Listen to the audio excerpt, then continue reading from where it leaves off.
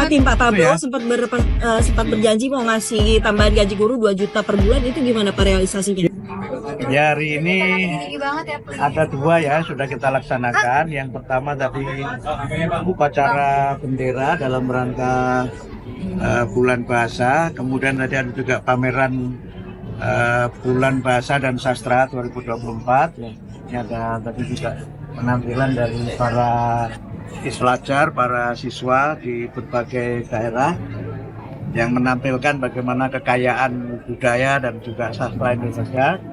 Dan insya Allah nanti malam juga ada lagi resepsi puncak perayaan bulan bahasa yang insya Allah nanti kita selenggarakan di salah satu hotel di Jakarta. Salah satu dari hal yang kita tekankan pada peringatan tahun ini adalah bagaimana kita membangun kedaulatan bahasa Indonesia, dan kita mengambil program besar, gerakan besar, yaitu Bangga, Mahir dan Maju dengan Bahasa Indonesia. Kita ingin menjadikan bahasa Indonesia sebagai tuan rumah di tanah air kita ini, karena ini adalah bahasa yang merupakan bagian dari tonggak penting dalam sejarah perjuangan bangsa Indonesia.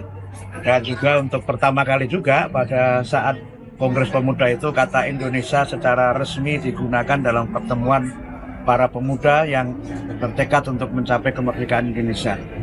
Dan kita ingin juga dengan menjadikan bahasa Indonesia sebagai bahasa yang juga menjadi lebih produktif lagi dengan karya dan juga dengan berbagai capaian yang sekarang ini sudah kita raih. Karena itu maka dengan semangat bangga, mahir, dan maju dengan bahasa Indonesia, kita berusaha untuk memajukan bahasa Indonesia, tapi juga tetap memelihara bahasa-bahasa daerah yang sekarang ini jumlahnya ada 718 bahasa daerah. Saya nggak tahu teman-teman wartawan ini juga bisa bahasa daerah atau enggak, gitu. Tapi kita penting memelihara itu tanpa juga mengurangi semangat kita untuk tetap mempelajari bahasa asing sebagai bagian dari bahasa komunikasi internasional dan juga sebagai bagian dari kita berinteraksi dengan berbagai karya dan juga berbagai bidang yang memang selama ini masih ditulis dalam bahasa asing. Pak, untuk perluasan akses pendidikan itu apakah nantinya akan menambah sekolah atau hanya rumah belajar, Pak? Ada 2 yang nanti coba kita lakukan ya. Yang pertama kan sekarang kita akan menghidupkan lagi pendidikan non formal, karena itu menjadi bagian penting dalam kita memberikan dan membuka akses pendidikan untuk semua. Nah, kemudian yang kedua, rumah belajar itu nanti bentuknya bisa kita lakukan dalam berbagai pendekatan. Bisa inisiatif dari masyarakat membentuk rumah belajar sebagai bagian dari pendidikan non formal. Bisa juga mungkin bentuknya rumah-rumah belajar ini kita selenggarakan di tempat-tempat sekolah-sekolah formal yang mungkin pada saat sore hari atau malam hari itu bisa digunakan. Karena mungkin banyak anak-anak kita yang tidak bisa sekolah itu karena bekerja, bisa juga mereka tidak bisa sekolah karena jaraknya jauh dari sekolah yang ada, sehingga kita berusaha untuk menyediakan sarana belajar yang lebih mendekatkan dan memudahkan anak-anak Indonesia untuk dapat belajar dan mendapatkan haknya sebagai bagian dari generasi bangsa kita di masa akan. Pak, berarti ini salah satu cara untuk menekan angka putus sekolah dini ya, Pak? Betul, karena angka putus sekolah itu kan faktornya berbagai macam ya. Sebagian karena alasan ekonomi, sebagian juga karena alasan ya domisili. Kan kita sering ya mendapatkan kiriman video-video dari masyarakat yang menggambarkan betapa susahnya perjuangan anak-anak kita untuk bisa ke sekolah, dan juga memang sebagian karena faktor-faktor yang mungkin bersifat intelektual ya, bersifat intelektual, misalnya anak-anak yang memiliki disabilitas atau keterbelakangan dalam belajar, ini memang harus ditreatment secara khusus karena program sekolah inklusi yang sekarang ini berjalan kan masih belum bisa maksimal, sehingga harus kita buka berbagai opsi bagaimana agar semua anak Indonesia apapun keadaannya mereka tetap bisa belajar sebagai bagian dari bekal dan modal kita untuk memiliki generasi yang hebat di masa depan. Pas setelah retret kemarin Pak, ini ada pesan atau pesan tersendiri gitu dari Pak Prabowo terhadap pendidikan mungkin? Ya, beliau berkali-kali menekankan pentingnya pendidikan sebagai bagian dari kita membangun sumber daya manusia dan menjadikan Indonesia sebagai negara yang kuat dan negara yang hebat. Berkali-kali beliau menekankan di antara program besar beliau selain hilirisasi adalah program yang berkaitan dengan peningkatan kualitas pendidikan, sehingga beliau memberikan perhatian serius termasuk misalnya usaha untuk bagaimana bisa mendirikan sekolah-sekolah unggul, kemudian juga usaha untuk bagaimana agar guru-guru bisa mendapatkan kesejahteraan sebagai ujung tombak pendidikan. Saya kira guru perlu mendapat perhatian, salah satunya dari kesejahteraan supaya mereka bisa lebih baik lagi di dalam pengembangan proses. Pak, untuk para guru kan fokus untuk meningkatkan kualitas pendidikan matematika ya Pak. Nah ini sebenarnya kenapa Pak? Matematika ya, tidak hanya matematika, juga sains dan teknologi, juga saya kira juga penanaman pendidikan nilai ya, pendidikan nilai, karena beliau juga menekankan pentingnya penguatan pendidikan karakter. Ini kan bagian juga dari perhatian beliau ya, sampai di pidato-pidato juga tentang pentingnya 8 karakter yang perlu ditekankan dalam pendidikan ini. Seberapa penting Pak untuk meningkatkan kualitas pendidikan matematika Pak? Terkait dengan kesejahteraan guru tadi Pak, untuk guru honorer apakah ada concern Pak kenaikan Di skema yang sekarang kita ajukan untuk 2025 itu untuk guru yang sudah berstatus ASN ya, terutama yang sudah tersertifikasi, baik guru PNS maupun guru P3K dan juga guru-guru honorer. Tapi jumlahnya, maksud saya jumlah gurunya sekarang masih kita data kembali, karena memang sangat banyak yang harus kita update, sehingga nanti mudah-mudahan setelah datanya bisa kita update secara akurat dan kemudian kita ajukan kepada Menteri Keuangan. Mudah-mudahan pada dalam waktu tidak terlalu lama, mudah-mudahan pada tahun 2025 sudah bisa terrealisasi.